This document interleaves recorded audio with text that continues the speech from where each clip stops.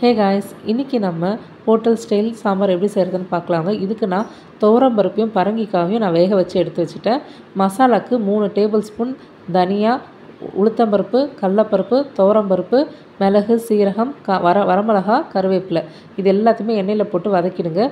துருவின தேங்காய் இல்லது கொப்பரை தேங்காய் இருந்தால் அதையும் ஒரு அரை முடி போட்டு நல்லா வதக்கிட்டு இதை பேஸ்ட்டாவோ இல்லை பொடியாகவும் நீங்கள் அரைச்சி எடுத்துக்கலாம். இப்போ எண்ணெய் ஊற்றி கடுகு, உளுத்தம்பருப்பு, சீரகம், காஞ்ச மிளகா, கருவேப்பிலை, ஒரு 20 சின்ன வெங்காயம், ஒரு மீடியம் சைஸ் தக்காளியை நல்லா வதக்கிட்டு அதிலே புளி கரைசலும் ஊற்றிடுங்க. சாம்பாருக்கு தேவையான அளவு உப்பையும் ஆட் பண்ணுங்கள். அரைச்ச பேஸ்ட்டையும் இதில் ஒரு 5 மினிட்ஸ் வதக்கிட்டு வேக வச்ச பருப்பையும் கொட்டி உங்களுக்கு எந்த அளவுக்கு தண்ணி தேவையோ அந்தளவுக்கு திக்னஸ்க்கு தண்ணி ஊற்றிட்டு நல்லா கொதிக்க வைங்க. இறக்கிறதுக்கு முன்னாடி கொஞ்சம் வெல்லமும் ஒரு டேபிள் ஸ்பூன் நெய்யும் போட்டு இறக்கி இட்லி மேலே சுட சுட ஊற்றி சாப்பிட்டு பாருங்கள். சூப்பரான ஹோட்டல் ஸ்டைல் சாம்பார் ரெடி ஆகிடும்.